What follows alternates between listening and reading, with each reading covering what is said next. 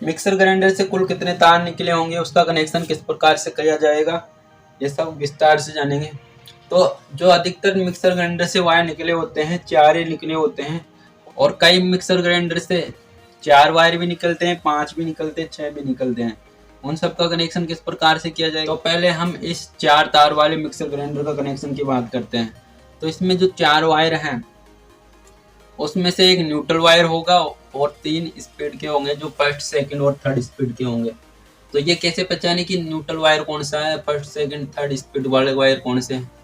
तो इसको हम रेजिस्टेंस के द्वारा यानी मल्टीमीटर के द्वारा रेजिस्टेंस नाप के मेजर कर सकते हैं, पता लगा सकते हैं। तो जो न्यूट्रल वायर होगा उस वायर का रेजिस्टेंस सबसे अधिक होगा। अर्थात जो ये 4 वायर हैं इन वायरों में से सभी वायर को बारी बारी से चेक करेंगे और जिस वायर का रेजिस्टेंस सबसे अधिक होगा वह न्यूट्रल वायर होगा। तो मान लेते हैं कि जो न्यूट्रल वायर है यह है, और जो इससे कम रेजिस्टेंस वाला वायर होगा वह फर्स्ट स्पीड का होगा। तो मान लेते हैं जो ये रेड वाला वायर है वह फर्स्ट स्पीड का है, क्योंकि इसका रेजिस्टेंस न्यूट्रल वायर से थोड़ा कम है। तो ये फर्स्ट स्पीड का वायर होगा, और इससे थोड़ा कम वाला रेजिस्टेंस का वायर सेकंड स्पीड का होगा। तो मान लेते हैं ये येलो वाला सेकंड स्पीड का है, और इससे कम वाला रेजिस्टेंस का होगा जो होगा वो थर्ड स्पीड का है। तो मान लेते हैं जो ये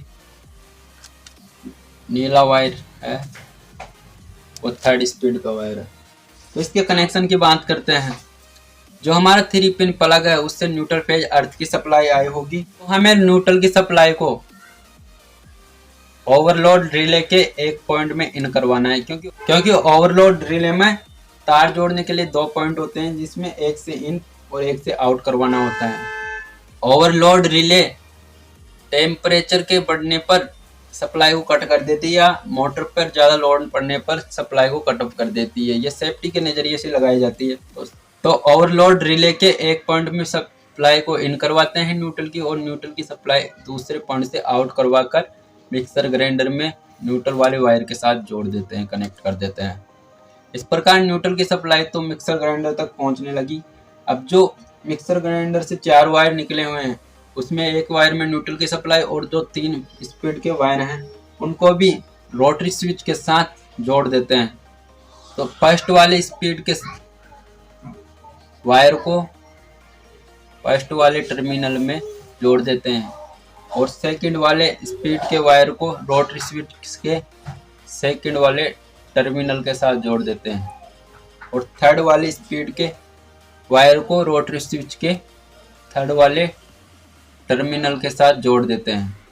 इस प्रकार तीनों स्पीड के वायरों का कनेक्शन भी हो गया। अब फेज की सप्लाई जो है 3 पिन प्लग से आई होगी, उसको फेज की सप्लाई को आगे लेके आना है, और रोटरी स्विच के जो पीएच वाला पॉइंट है यानी कि इनपुट टर्मिनल है फेज का, उसमें जोड़ देते हैं। इस प्रकार रोटरी स्विच में फेज की सप्लाई पहुंचने लगी। जैसे ही हम रोटरी स्विच को घुमाएंगे तो तीनों टर्मिनलों पर बारी बारी से सप्लाई पहुंचेगी, और मोटर या जो मिक्सी है या मिक्सर ग्राइंडर है हमारा वो तीनों स्पीडों में चलेगा। और जो मिक्सर ग्राइंडर में मोटर काम में ली जाती है वो यूनिवर्सल मोटर होती है, जो कि एसी और डीसी सप्लाई दोनों से चलती है। अब जो अर्थिंग की सप्लाई है वो हम सेफ्टी के नज़रिए से लगाते हैं। अर्थिंग के वायर को लेके जाना है और मिक्सर ग्राइंडर की बॉडी के साथ जोड़ देना है, जिससे यदि मिक्सर ग्राइंडर में कहीं वाइंडिंग शॉर्ट हो जाती है तो ये करंट लगने से बचाता है। अर्थात ये सेफ्टी के नज़रिए से ही लगाया जाता है। इस प्रकार हम मिक्सर ग्राइंडर की वायरिंग कर सकते हैं।